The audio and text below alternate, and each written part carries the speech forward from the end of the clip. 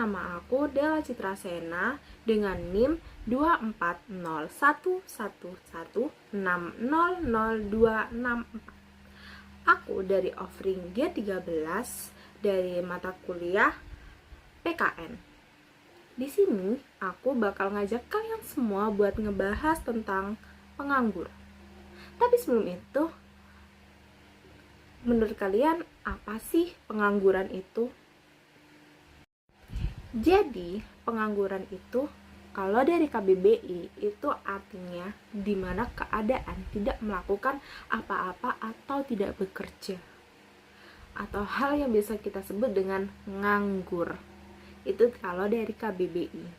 Jadi intinya pengangguran ini tuh kayak orang yang benar-benar nggak punya pekerjaan dan dia nggak ngelakuin apapun. Jadi dia benar-benar nganggur. Kayak gitu. Jadi kalau pengangguran itu orang yang tidak bekerja, berapa banyak orang yang nggak bekerja di Indonesia ini? Kalau dari Badan Pusat Statistik atau biasa kita sebut BPS menunjukkan angka 4,85% pada Agustus 2025, di mana angka 4,85 ini termasuk besar orang yang menganggur.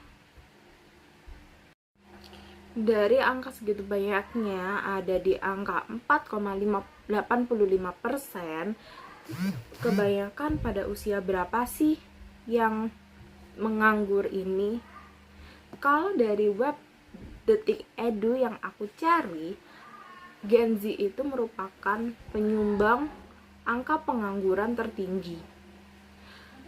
Dalam cakupan Gen Z yang lahir dari 1997 hingga 2012, berarti mereka tengah berusia sekitar 13-28 tahun.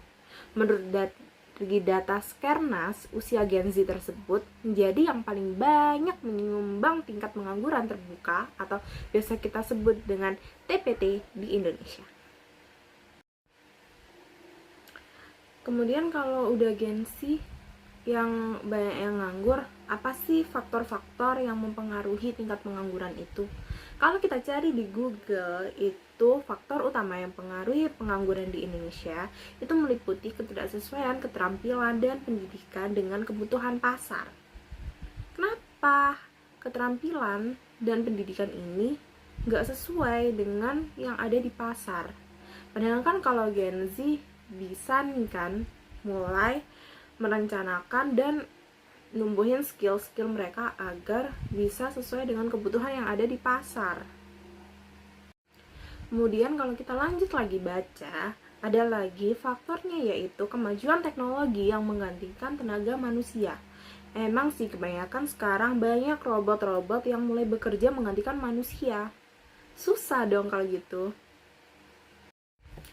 Terus apa sih solusinya buat ngatasin pengangguran ini?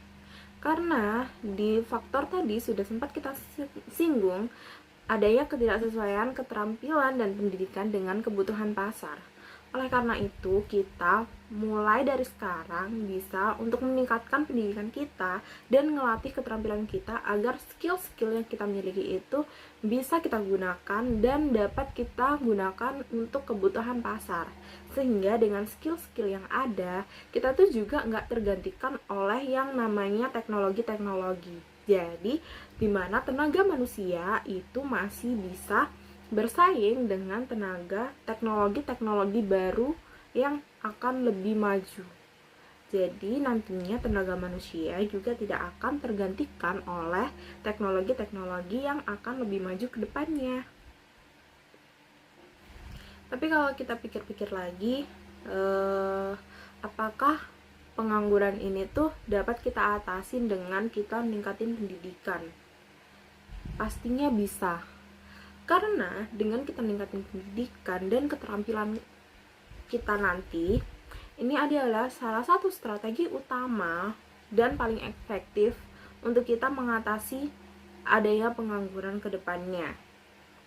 Oleh karena itu, mulai dari sekarang, ayo kita semua mulai lebih serius untuk melakukan pendidikan dan juga kita lebih serius untuk meningkatkan skill-skill yang kita punya.